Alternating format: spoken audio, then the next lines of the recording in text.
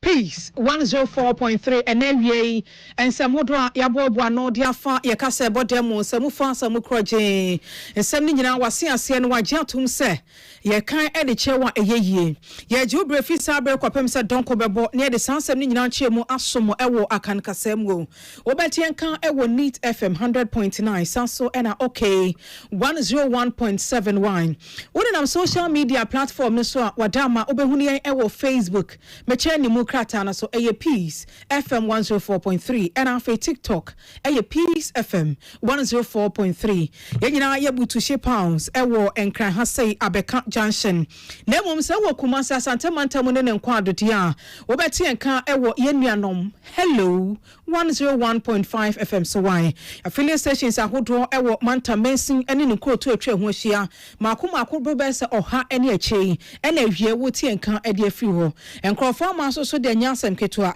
eti pa chawa hwei ensamodo a ye de eba no edoso nanso emu ene animu bi enie Ghana Mampeni Excellency John Dramani Mahama akasa se ebibiman empanifo ye japade a ye de akogu nkrofo ma so ne yentwemre fie na emoye. As the African Union champion of African financial institutions, I'm leading advocacy for the repatriation and investment of part of Africa's huge foreign reserves in African financial institutions. Afeye bejina o mai Ghana no ahye bejafie ofoasi airebi abaton pese asom no ahye bejani wonumanyafo kodwo oponkroma e de atudwa se 24-hour economy bill no wey eya daje se ye kwa.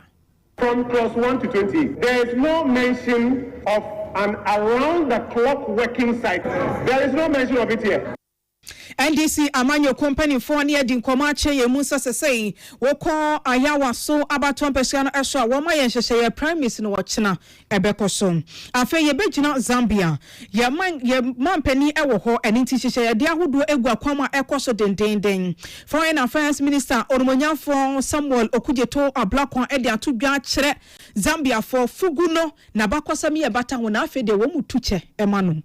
Choice of apparel has created. It has triggered a renaissance in what the Osajifo Dr. Kwame Nkrumah described as the African personality that we should reclaim. Sanso eni ebejina wo mai Ghana ase ni ahwe Ghana Cocoa Board amenya na entia se wo ma chance amasesei otuetua sika ediama license buying companies no so na ebe ya akuafa wodi wonka no obetimetia wonka ewo ho ye be Cocoa Board aso ye hwie ye ne wo madi nkomo na nsem ya ababetodwai enchemu people ewo achi na wo mode adom yen ensem we ya afoforo pibinom eka ho ena premtubre wadama ye jebre ye de mu nchemu asomo se Peace FM awiebrem akan kasebo Bidi nana ama ano to for your faster Emma MTN also we there for you everywhere you go ewie baby aye yellow asem no aye tiawa virtual telecommunication network ni mobile kwaya jatum MTN was e na bra na so ye why na oma wonko seamless o yes ahye e dia ma o download my MTN mobile app no e wo so a o de momo o de ta data bundles o de ye kosa eyeye na okọ wani mo akeke wadamenti e na wie ye wa hoden e wo sikasem FM afei adehye mama Kasia no enchemu enie. Ye chance edefi Ghana Mampeni His Excellency John Dramani Mahama ahye. Mampeni Akan ediache abibiman empanifo nyina se ye japade abrano ye sumdia kogu nkrofo ama so ingresi roni fita na wono de onya esomfaso na enso ebewie achie no na abibiman empanifo ye ni hwela ede ba ye mamu no ose ha twen ye hwese ye besesan ya twen na aboa yen ama yetumi ama abibiman ahodo no anyini enso ewo mpuntudwuma fom Mampeni ayi enefo miensa ejina Zambia ya woni mpanifo edi amahodwe mienu ayonkofa emu enkomo no ahwe sane ebeya yebetimi aka yenti apam ho na mampunto so aye twuma enum nkomo no ena wo kye se ese ko English bonifita kroma ya wo abibiman empanifo enhyehyɛ ya wo ma bi account sonko ewo ho na yenya sika no wo ye mamu an ye sum edi akwa akoguo wo se ebewi achie kwa no he uhu se ba papa bi afiri ho aba uhu fa so bi afiri so ba na wo omo ye grace bonifita no ye sika no wo mu di eso mfa so ene na wono se wayi ne yam no ate agina se wodi nkomo se ye be ma ya atwene ne ye ni aba ye ho so se abibiman ne yatumi ama ye man no anyini nti no wo ka che abibiman empanifo nyina se wo sika bi sum krofa ma so ko yiwade bra wo man mu ne fa be siesie wo man o se on kan hwe kra no ye wo eye African Development Bank e wo ho ye de sika wuram na enyini a ebe boa mampuntuo na ye hwehwe e wo abibiman agodo eso no yensa aka.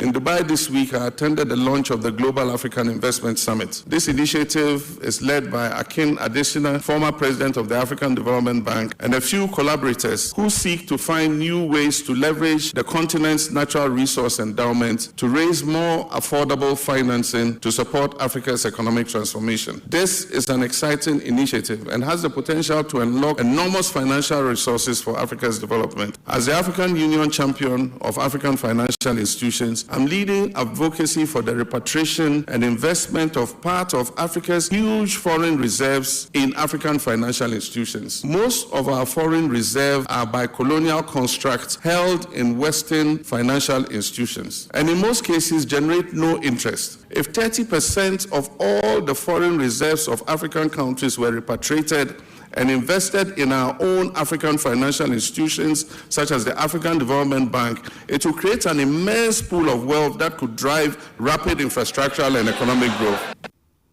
Way I Ghana Mampeni, His Excellency John Dramani Mahama Sansemi, Yensenchoni Salamat Kukwan Pinto Adama, and our dear Esumyen. Was Zambia Mampeni away and your non con and ewoho, yet is so away a caseboso at the chair was say, Mampeni and near penny for a can hosum ewa Bermubi and a koye, and into my Ghana, your foreign affairs minister, or Munyan for some Kujeto a black one agent ho. Now when you're quite agent Simpiani apostle ewa Zambia, one more Ebia Yanka or my Ghana ha. Yebeka sa yamna sebede fie ene wokasa na wacheche womo enema hudo bia eno so ekoso ewo ho wama womo atiase se fugu na womo hu se yemampani ehye ya na womo Zambia dihye binum womo ntu kwan na womo ti womo tusu nti womo hunu bi da na womo hyanse na womo kakasa bia ense fata edefa ho no ene womo ntenase na womo mfa womo twirudua no na obe school womo papa na nokwasem o chekire womo ma womo atiase se o mai Ghana de ade ba ko wiase etu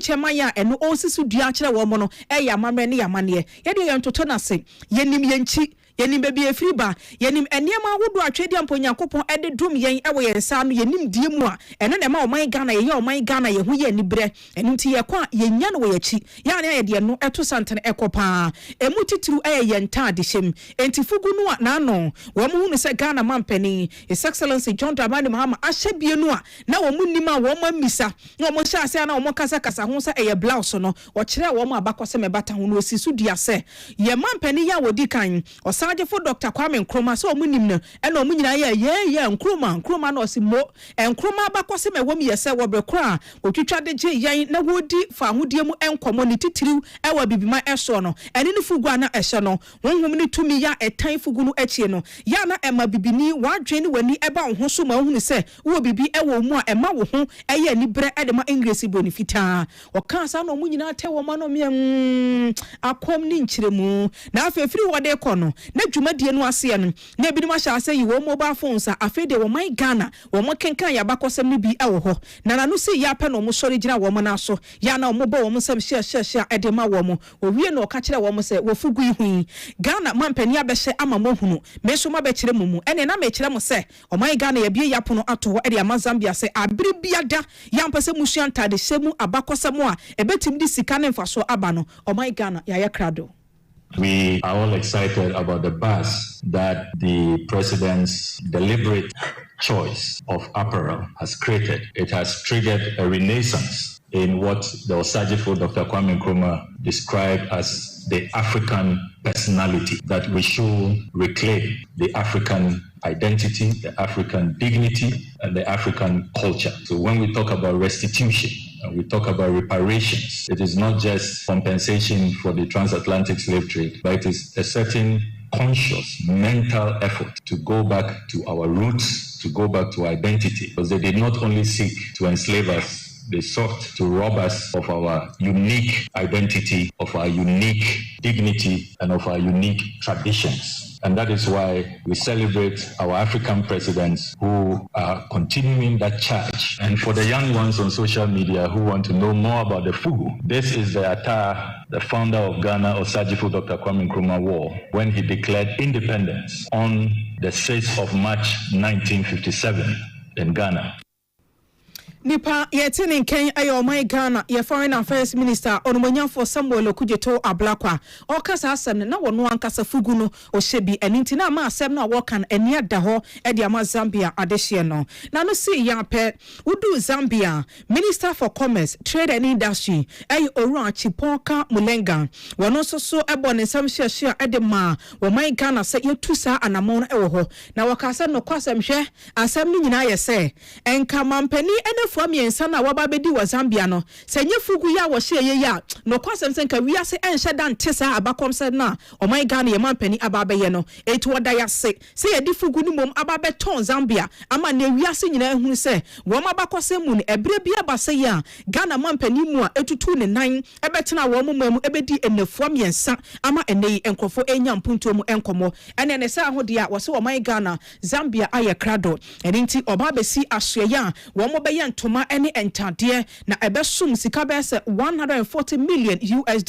Fugu no ebedi emu akotenete duru ha obestre Ghana se ye mekire wo mo ye ene ne ton ani so. As Zambia, we believe stronger businesses, most particularly business-to-business linkages, are key drivers to trade and growth, therefore creating employment opportunities and sustainable economic development. Yesterday, we listened patiently and carefully as His Excellency, the Ghanaian President, addressed the Zambian Parliament. He spoke about the need for transparency in business and also in leadership, most importantly, between the two countries. It is for this cause that yesterday, His Excellency, President of the Republic of Zambia, President Hichilema, sent me to the central province of our country, particularly in Kabwe, where Zambia has invested over $140 million in our textile industry. Ladies and gentlemen, if you agree with me, I'm sure you have seen in the last few days when His Excellency landed, our social media has been taken awash with an amazing attire which His Excellency landed with the Fugu. Mr. President, I should mention that your counterpart is opening $140 million worth of textile industry. Please use that one as a base for developing the Fugu for the other parts of Africa. Please place your orders. Wei openia wudu Zambia man emu a wohye adwadie ena afi won fidi djuma asoe eso Oru Chipoka Mulenga sansemi yensenchofo Salamat Kuku Apentel ena otu emu anamon ye ba fie ni akoma Ghana emra sebeje fie onomanyafo Samuel Abu Jinapo wudu Damango abato mpesiano sa wono ene wo mra sebeje ni na wakasa se 24-hour economy authority bill no na we fa se wo sokra enesen ya wo hunu se wo kenkan efa baabi sa efa no eche se empanifo opetumi ewa abamu na watimi adi nkomo yie na brano no yaboye niam ahodo a ye achi wo my Ghana ha sei etimi dia konkrofo ama so no se wo yada na ndi se abani refi ne ho ya wo Ghana Export Promotion Authority e wo ho ya wo mo no omo sa 2 minute de daw se brano Ghana adehia wo mo ye niam bi wo ha ya esefata se wokoton won krofo ama so no Ghana Export Promotion Authority jepa ene hwe echeche omo kwa obefa so no de sa niam na konkrofo ama so eduwe na ho bill bio ena de abehye 24-hour economy no emu Oru Samuel Abu Jinapo se de hia ye se aban na se wo be 24-hour economy onye no so fama enwuma mra na mabu ni pinu enya ebinye na onya se ode bill etwitwa mra se beje fefo anamu e wo mra se beje fe na nye wei e na wo mo hwehwe. We have a whole institution, the Ghana Export Promotion Authority. We have an existing authority whose sole mandate and responsibility is to promote export. And the question that I believe the Ghanaian people will ask, particularly the youth of our country will ask, is that why create another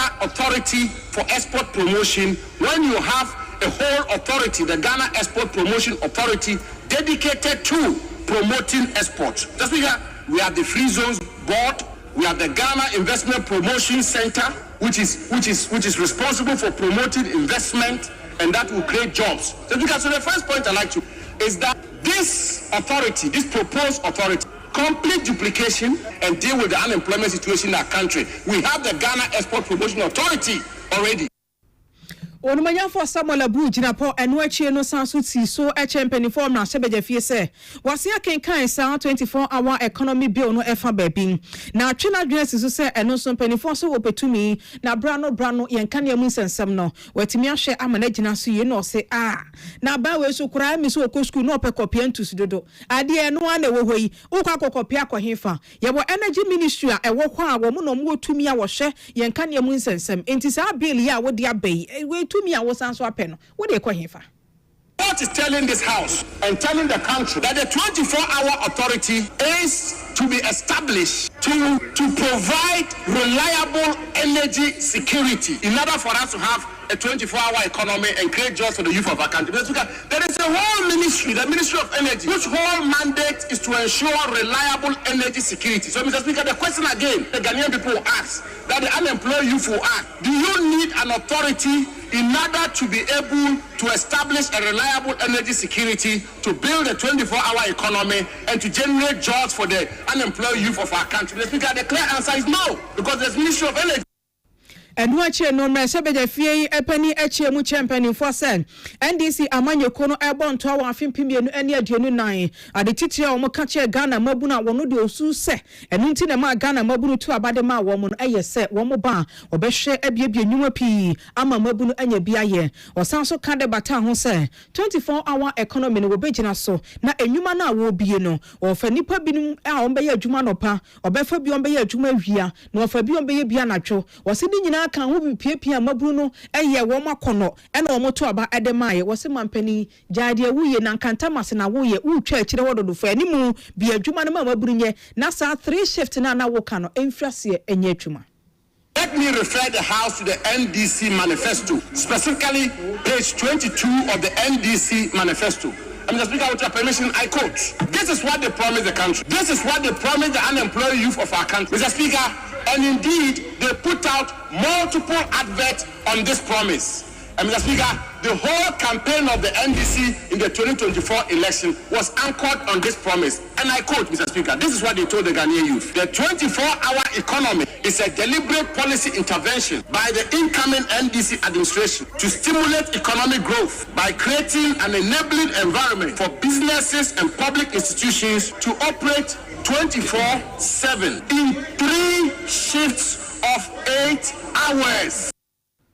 Nipa yetene ken aye damango abaton pesa so no asebejani onumunyam for Samuel Abu Jina Paul Sansemi ekoso my Ghana no asebeja fie William Gaintu enafe Emmanuel akole ene ye mra asebeja fie for amanebofo a wode sansem we esom yen yeda so agina my Ghana mra asebeja fie ho ebio ofo ase ayire bi abaton pesa so no asebejani ora kojo opon kroma ede atodwa se hwe 24-hour economy bill no ohu ne se abawe no wa hyeda wo boapa wodi betwintwa mra sabede fefo wo manemu abese wo mo bra keke wo se de o man Ghana ye hia sesi yi no enye 24-hour economy bill no na wode beba ho wo ka kire wo mo semfa so ni so ne ekina ka ho empo ene na de kiye nanso wo se eye mampanin His Excellency John Dramani Mahama se ene bibia ni ho a ewo 24-hour economy bill no ho a empanifo empo se wo mo gitumu a eba be ya ade soronko ana foforo bia ewo man Ghana ha sei wo se de ye hia eye atwuma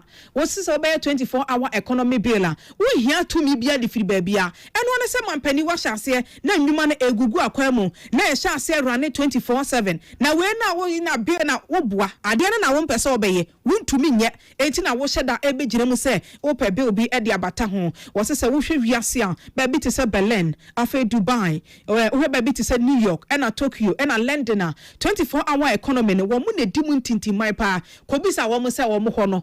kwaje bill bi free mra sebeje fie omo kwaje eye tumi bi free omo mra sebeje fie ansa na omo de ye atwuma da bi omo dwene ho apa ne hyase eye atwuma.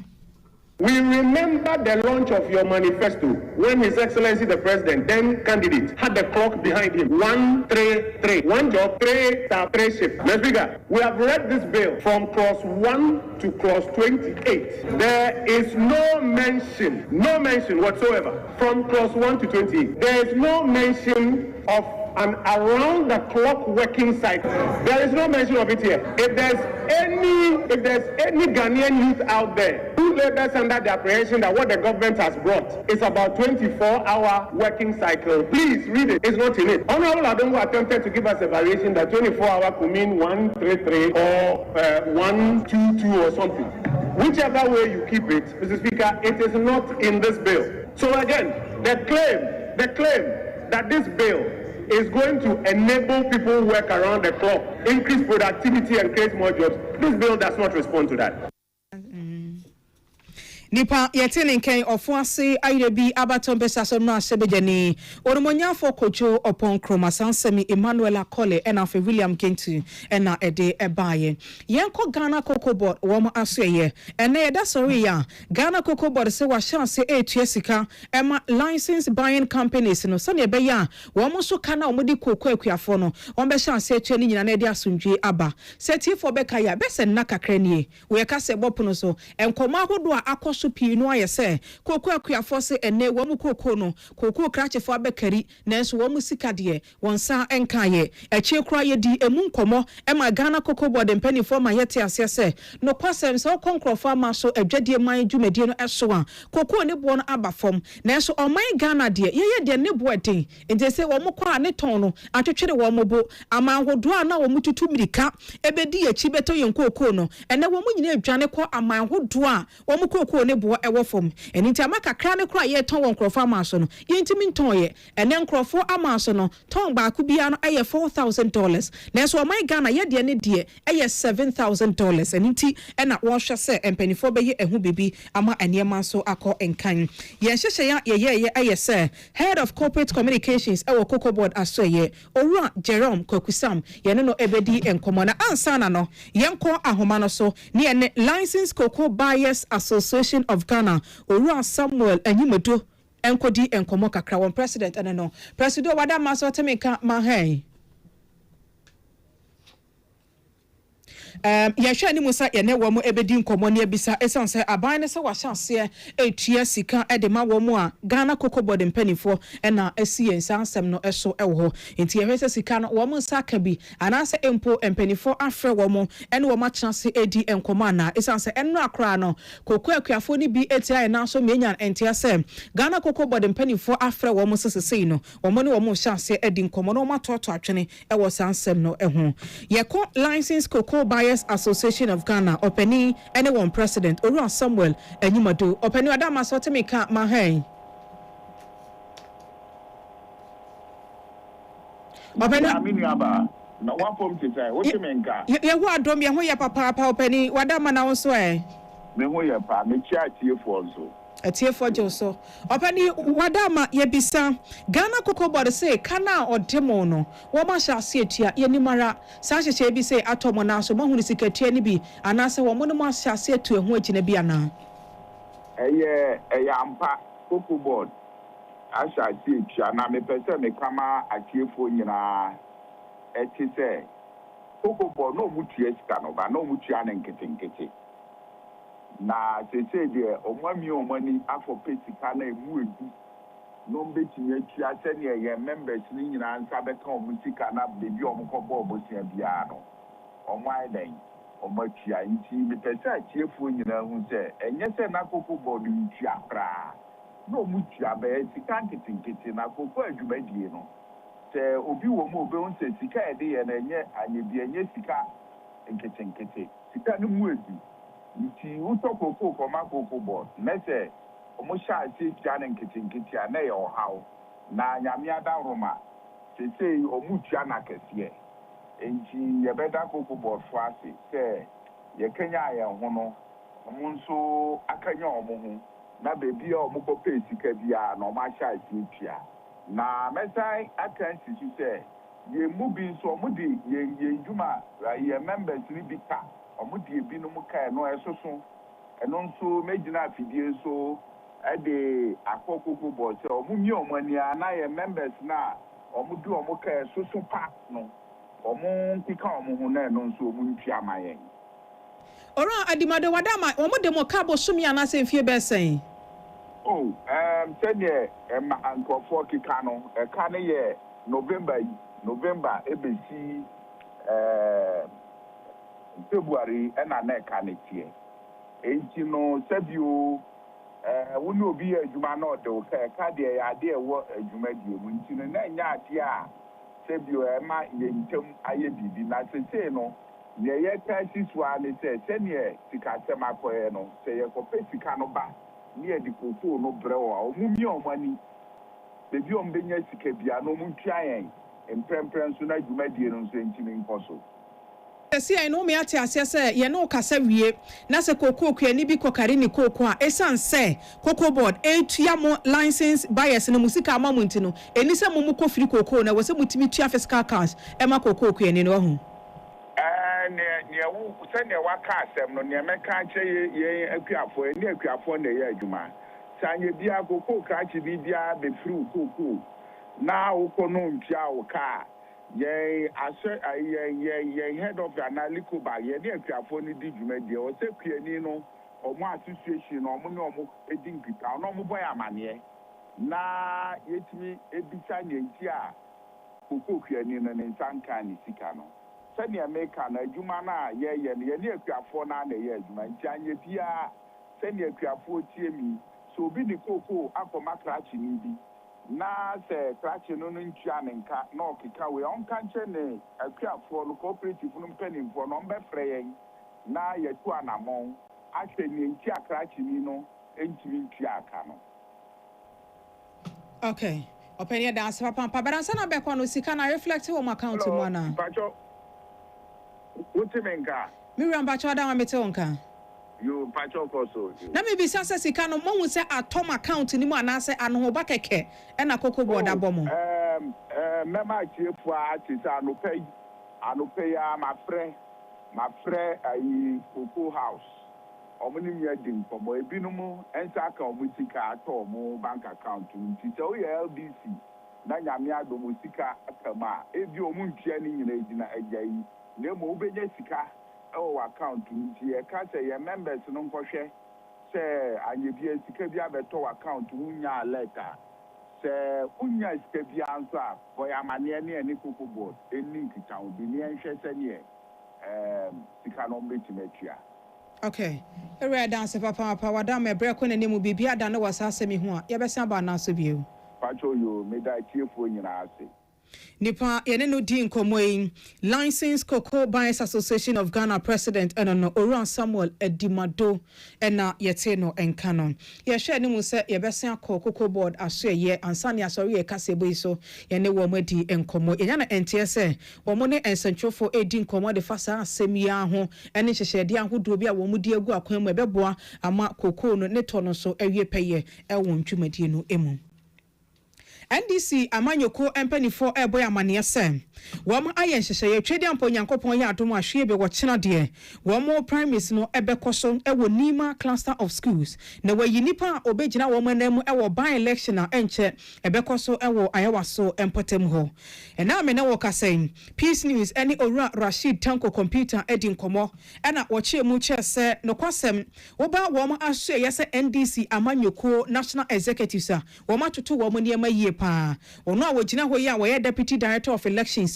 na dwuma no efa na adru hoyin na sa yenti no omahwe asoso obi biara na owa hoodin se wogina ewo sa ban election ni mu NDC amanyoko ne ticket so eye yie no omasoso wo mu nyina hoodin ene wo madwena hwe ene wo hunu se sa nipa dodo we mu na eja wo ema wo mu sikan a ene so eye yie nti twedi ampo nyankopon ya adom a wo so wo kyena eye wo mu primaries no ebekoso no wayi nipa obekọ akosi wo manam ewo ban election ya ene so bekoso ewo ayawaso edwumadi no emu ose twedi ampo nyankopon ya adom a okyena no pa no so ekopem eye anwumre no nan ono di abato no ebeba na wieye na wanyabre akenkan ni nyina ahwehunu se bibia so betumi akonkan ose de edi kan woni electoral commission panifo edi nkomo nti abato no bibia hye wo nsa ne etoso mienu wose oni bambofo so edi nkomo a omo na ebehwe aboban ama asundwie aba ena bio wo mo ejina no so no ɔse wɔn ni wɔn nyinaa kasa sɛ wɔn nso ni wɔn akyitaafo nkɔ kasa sɛnea ɛbɛyɛ a wɔatwi ntimi wase bia ɛnsɔreɛ wɔse wei ɛyɛ NDC amanyɔkuo no internal party election intino kabima mi kabina de bia da ɔmudie mu nkɔmɔ no wei egyina so na kentini yie pa afei nso ɔmbɛhwɛ sɛ prepare your fine your ɛbɛkɔ so wɔbrekɔ a wɔn to aba ɛni mpo wɔn bɛwie akenkan. They say they are ready for the primaries for tomorrow. And you meet all 5 aspirants. They question who say Kwame Nebefa not Saturday election. No, they could ye my Tommy now. Na company say the Nima cluster of schools. No, or when they primaries. No, a police for no more electoral commissions. Electoral commissions. So more country say or more ready. Or more ballot papers ready. A police for so some provide security. There's only accreditation. I want to remember in a perimeter and I about to. So the BR we are ready for election. Oh, you best start 7 in the morning. They could be for Sunday. Ora Rashid Tanko computer mananso wa afi wa kanche delegate ni nyina se osere wo mu ada moni esi ahene etu ahene ebre ni nie se mudi mukokro mati kwa akokasa ede aboa na moyi nipa ahoden fam ogina wo ayawa so east abaton pese aso no by election ni mu a ebeboa na NDC amanyoko na di nkunu eninti delegate osema mo nse dem kina no mpie emeto aba ne yi. Oh, we just appealing to our supporters, any activists, any party, informing us, Omon Bomodine, ne again, ne koyi ba, via beba, ne babishe. So we observe our bar now, now, about to ne koyi. So we are appealing to everybody, say, as Oba, it's media, although you have supporters or you have your candidate, let's observe peace and then Nadia ne koyi. Lipa yeteni kan yedu NDC amanyoko ni mu a NDC amanyoko no Deputy Director of Elections no Dr. Rashid Tanko Computer Henry Akwesi Minkam ena sansemi wotu emu anamon yada so agina ayawaso East by election no enkomu mu a ene na Global Info Analytics say woma kwotena ayawaso East akwakodi nkomo kakra ewo fom na woma hu say woma Ghana abato no ground so hopa no ene ehunu de odi nkunim ehokro ya ene ehunu de obawie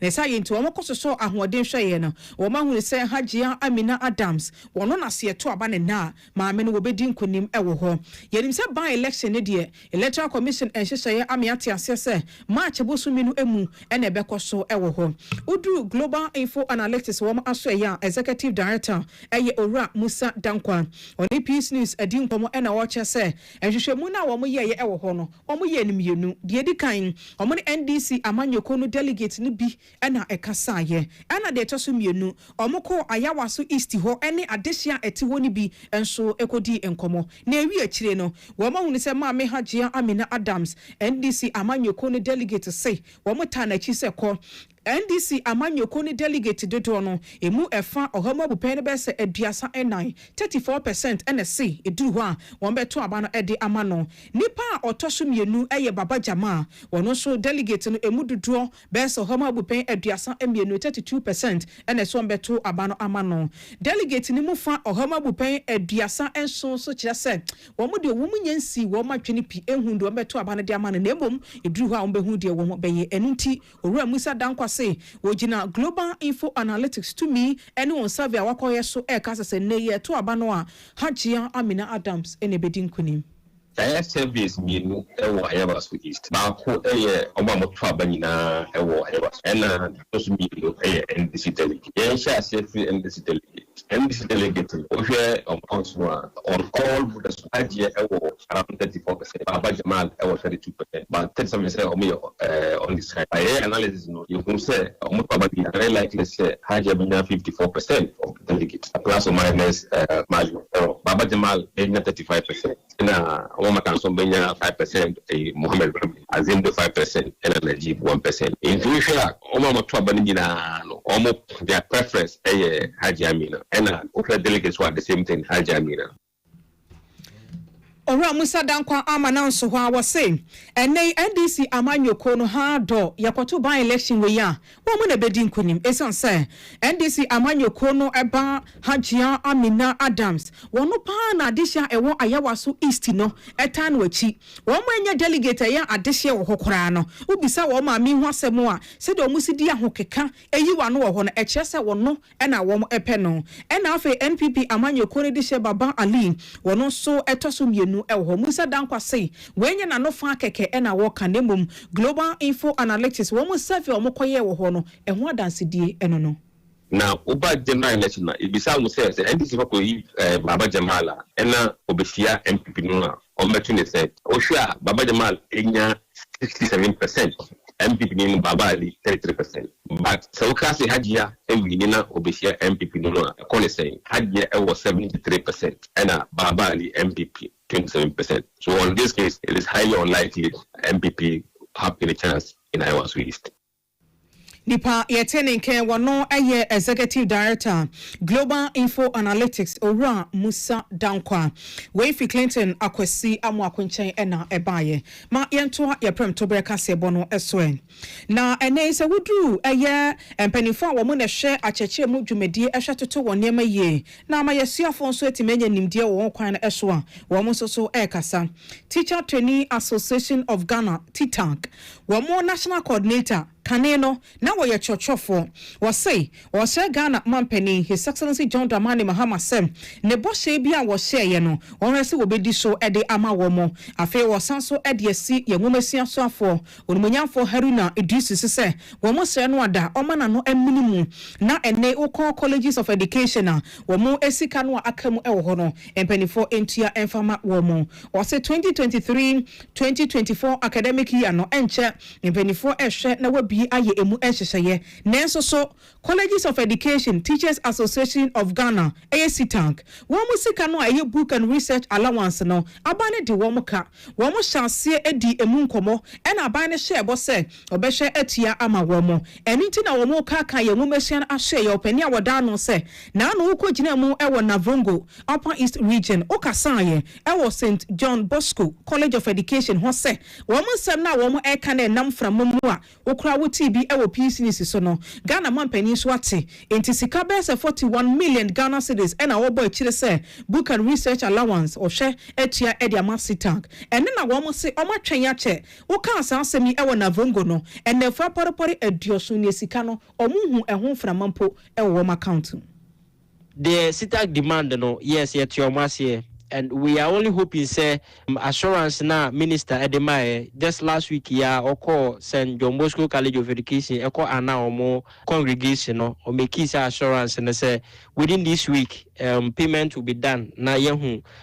through reflection no ewo omo account mu but na me no kasi na Thursday it's Friday ya end the week na nesa and Monday next week, which is 9 for no, and I be school. Ye nim say within these 2 days na a day nimano, and that Thursday and Friday Sikano. Indeed, Sita will receive that amount. Say by your meeting me, I take a decision on my end the strike. No. Wapani ayetene ken aye Ora Victor Lala was say was Ghana mampani His Excellency John Dramani Mahama say sikano emeyanke ke kan from mu akeke fan ye tu ni esamba saa o na so Canada ho was enche colleges of education e ba be school no so book and research allowance no e kan e wo de down no saban entua e be ma adeche ne adesua e ho asembe ye din. But for us as trainees in the day yenim say 9 for the day 9 February I was here but serene ye be sere aban say enkoye say okuani bi a okoefum na wanfa aso anase sikan yanko because ye trainees ye ntimi nko on the 9 February enkotena schools anase colleges of education mu na your lectures omoda so 80 fee in that case no as more or less no bibi papa bi ya say that in film mba enti no si ye be ko 9 February ne dia ene ye ne lectures nyina na e wo se ye ko te be sra ban ne pa ne apa na che wo se na ye Thursday ene o chena Friday no ye sre na o monkeka o mo ho payment no now you see I could di controller and accountant general ensem ne de o mo make payment no say be ya o metimi akole o strike no na nya me ya adoma next week Monday no yɛtumi akɔ back to classroom na yɛakɔtoa adekyerɛ ne adesua so. Nipa Yeteni Kane, Teacher Trainee Association of Ghana, TTAG, Wano and National Coordinator Kaneno, now we are church for Edison Womo, Ora Victor Lala, Sansemi, Wani and Sanchoni, Naomi Obinewa, Ena Edi Emu Enkomo. Na ASMBC, Ewan Campopuni Mantamase, ye call Clote Abaton Pesanoso, near the Emu Enkomo Ewoho. Na Mesino Cratch Penin say, Obi Biara ni mo kwansa emprempe obura osu emu seyeho ekosie ne dishe bia ewo ho wo so omuti wo monka bi hyemu omutete nsem bi na omude omani kwohwe ya eni nyan dodo yesi nipa bi editumi ahye wo nsem ena osu emu seyeho no wo mo ankasa etutu nkrofo emu egugu nchen ena omude saasase no ema nipa fofora wo kyese na dishe ewu afi na wo ba besie no ede ema wo mo wo se saade na ekoso ho no eni ya ye nyan ne sa ye ntine ebeto mpanimfo na so no omude omani akwakohwe bi na no kwasem wo mo koye no wo mo hunu se baby wo a yesie nipa ni bia ache no na binim de won tumi atutu wo mo nkase no abogiyi enaka no ahunu no ede agu nchen na afi omode emu foforo ehye ho a wo se no emra ma wo mo ekwan wo se saade na wo mo ye no etia wo man Ghana emra enti obo wo mo kokose efri enede kro kopim se koliklote abaton pesa so empanifo e wo assembly ho ankasa eba beka se sa tabon no omode to so no omo ye afiri ho no obi ani wo kwan se wo kɔ osu amusie ho ekosie won de hye ewo ho asemi beto odwa no apɛ Peace FM Central for any municipal chief executive ewo koliklote abaton pesa no so orumonyafo Alfred Ato Alote Gezi edi nkomo ochie mu se nani abere asem no asie no nesi afem wo ho sabi mpanifo aka me ate ase se obi kura ekra ninchi se wokɔ nananom ewo nse do a mpanifo se yensie ni yi a sabi obapon bampo eso ho ofaso echen no enti se hwese obi ede hye afiri mu na waye hyehye ne amane aboko koraw no ewo amusie yi a wo mu do mu nim se won de hye na koda din na wo so obi foforo timi fo akire de utumi ekotu amu no to twene baabi ede eho asase ne ton ma obi foforo o se na hu bondog wan na ma wo sa kwan no o se sa de sese one bambofo adi nkomo a o ma ye mra mu yirikete ewo su amusie ho obi biara on be che no emra ewo ho. We had complaints from citizens that grave area has been assumed or we dig for another burial. So what we did was to follow up from the press and then go and verify for ourselves. When we verify, we realized that activity was ongoing. So what we've done now by calling the press is to inform the general public that we want to put a hold on burials in the cemetery so we can then evaluate and make an audit and find out whether we have space. Because currently, from what we are seeing, we don't have space. That is why people are digging other people's grave to rebury. So our action is to curtail this particular practice, this criminal practice, and ensure that sanity prevails in the burial cycle of the cemetery. Afeye bisa mensinye krache peni ora Alfred Ato Alote Gezi se wada ma de achi ade sen nipa bi no muti na nanom ewon se do na mode tabon ato osu amusie eso se obi ani ho kwan se okosie ne de hye ohoi nti de na won be no se no kwasem o ma dwene ho akokan ehunu se bibisa ewo ho nti hyehye ya wo ma yenie se koba ne se obi pese osie ne de hye ewo osu amusie ho a onfa mmara kwan no so onim bia wo se wokɔ ekwaje permit anya sa na okogina fikyire baabi na obi kaso onya abotre wo de sumba metimi abo awura ho akotu amana mawa wo se nipa no so wo mo chewa wo so be hye akeke. Once a while, see skeletons. But in Tasca, when they dig, they will take the skeletons out because they don't want anybody to come and see. But where you buried your loved one, you go there, you see that place has been dug and the tomb has been desecrated. Okay, so that's how we are able to see. That is what they do, but they don't keep the skeletons around. If in the abandoning fin there, permits. People had already come for permits, and that we should allow that window to allow the people to bury their dead. Now that we've issued permits, we cannot say we are withdrawing the permit. So we are giving a 2-month window, allow them to bury. After that, then we'll put an embargo and then do our, we'll all understand or be happy what we need to do for the cemetery.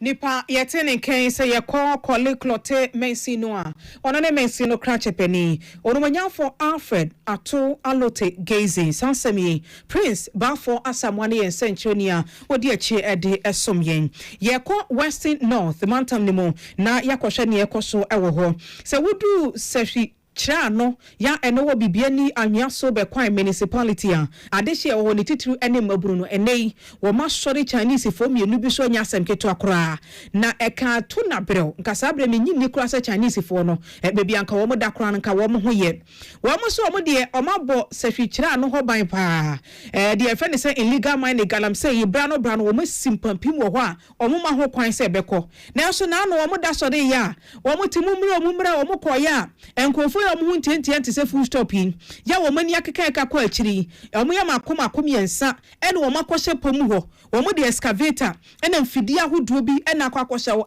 na die na wo mo ye wo mo twe wo mo kon a wo betu gala ene afariye sei ho na sehwi kira no adehye no sore ye atigu wo mo so mesi ewi akire na ne kɔ ha ne ntoma na ne sada ne sayam ensere wo mo se mo mprepra wo mo hwe se wo mo di wo mo ebegina emra no sehwi kira no adehye ne sei wo mo de wo mo kwaye ne wo mo su ewo ho a eno na bra no mo nya nsuo ni bisanom kwaye no wo mo wura mu asebio enkrofo ehwenya enuro ne hawa ne bi ede sa wo ho ya de enti wo mo makwan ema Ghana ni na kampese wo China ni wo firi ukuro ma wa se koma wo ma mese wo mu nsuo no enne anase wo nse no kina o si egusu aye kase no wo mo twagya ede ato excavator ni mu ba ko a enya asem keto akora ya ma ne bofo kwa me konto ena sa be no wo kopie mu go a ye ne de ekoso ho no oni adehye no edi nkomo Emra there too come on call from our prayer. The excavator call for less in the announcement na man nyina mrantie ne nkokurane ene mpanifo nyina ka ho ye kokoduru ya China for me nsa ene omode machine no kwose ho ya mpene ye wotira no gold mines no magu no kura nya bi nye ye wo Ghana bauxite ni kira no magu nya bi nye mo se mode ganam se ba na magu no benya adwuma ye se yempe ya mode adwuma ba me ya ye se yempe ye pe bauxite ne mines ne nko Sasa no enna homa ye na nkirima nso ba betu asem ye nso ya ba betu a ye didi so no ye nananom ye nkirima nso ba betu o manum so no bi nso adidi so o mo se o mo de o mo mpene chenchena o mbedi galamsey ye de ya wi ata so pa se ye mo ni galamsey no ewo ho nti no di machine be kwa ko se obi a ye be pam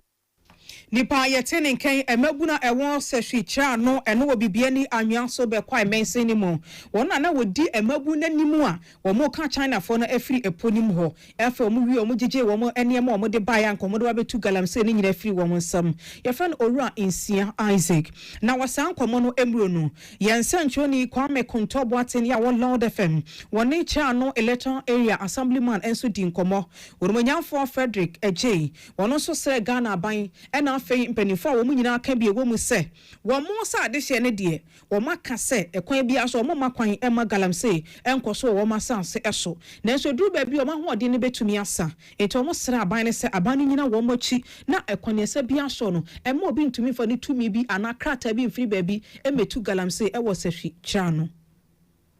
Bamu pain for no yes idea yes romo omo ntwensan na kira no yensuo no na ho ma yen na ommo ye ho ban na ya saase no ye nidi so na ye nkiri man so emra meto ye ni abresi se ye nananom that be me plagiasa omo hunya nsa hu se ye kwotena ba bi wo se ye tena eben ba bi nsuo wo esan se nsuo ena ma nkwa enu nti ena omo hwe ba bi nsuo no wo se ne be ye beboa ye ni enkwotena ho na ye nidi omo kwotena ho didi ye ema ye papa nom ne ye mame nom betu ye ema na ye nso ya ba betu na ye ba betu aye de ye be se no ma ye nkiri man so ba ne he no mo bedi na nsuo be nkura no mo be no panifo mo de omo de da no mo ba omo kura mo votic omo nti kuro mo hampo hawa ye be famu no tankrofo no omo mfa bi mu enti ye sro mo omo ma ye nsuo ne ye forest no enna ho ye ni ye hia ye nko ye ba de ye mfa ni bi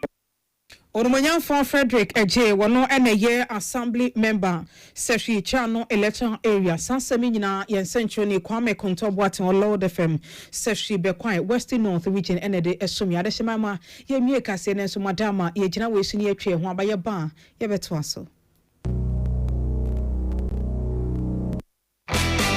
When you are going to buy a paint, don't look left, don't look right. Go straight and grab the luxury acrylic paint. Don't be any painting be paint. The luxury acrylic paint. Paint me champion. When you are going to buy a paint, don't look left, don't look right. Go straight and grab the luxury acrylic paint. Don't be any painting be paint. The luxury acrylic paint. Paint me champion.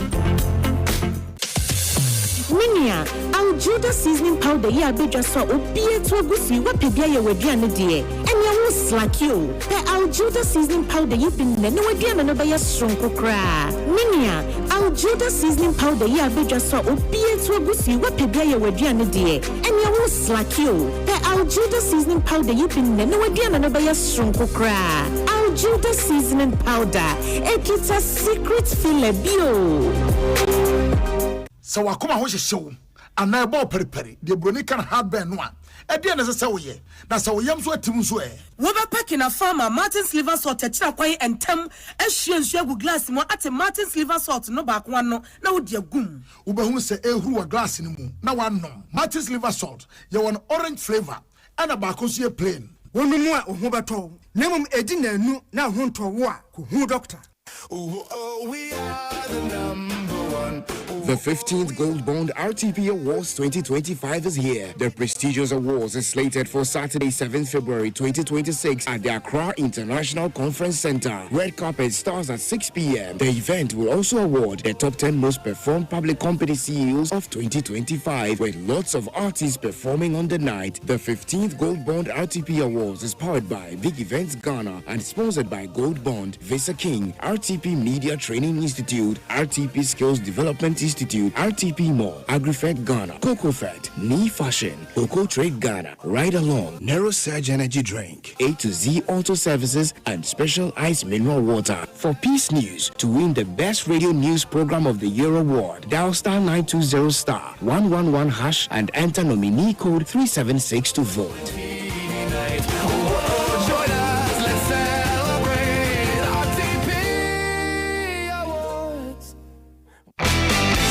Want to buy a paint, don't look left, don't look right. Go straight and grab the luxury acrylic paint. Don't be any painting be paint. The luxury acrylic paint. Paint me champion. When you are going to buy a paint, don't look left, don't look right. Go straight and grab the luxury acrylic paint. Don't be any painting be paint. The luxury acrylic paint. Paint me champion. Tune it in, turn it up, Peace FM, and rip off the knobs. Adesimama ya mehu akwa ba anamontintin bia ne ana ewie ewa aboboa no ha ene yegina ede aprem to be kase bo no esi otien kan wo Peace FM 104.3 ye the affiliate stations nyina se so wada ma wo fade tu mu ema wonya bi etiyen anwumre no nsia se modo ekoso wo man Ghana mu ene mampani ana montu e won krofa ma so bia na wada ma ye mo aso ensi ewo hu medide nana ama ano tufo it has a production team nyina asamufo eye ngana ya kese de cardinal sanso ena Henry akwese minka na womi obenewa ena eye mpenifo ya Akan so ebeta ya chi ema ye de ensem no ebre wo Caleb enso eta ya chi Caleb no we the short one no tuntu no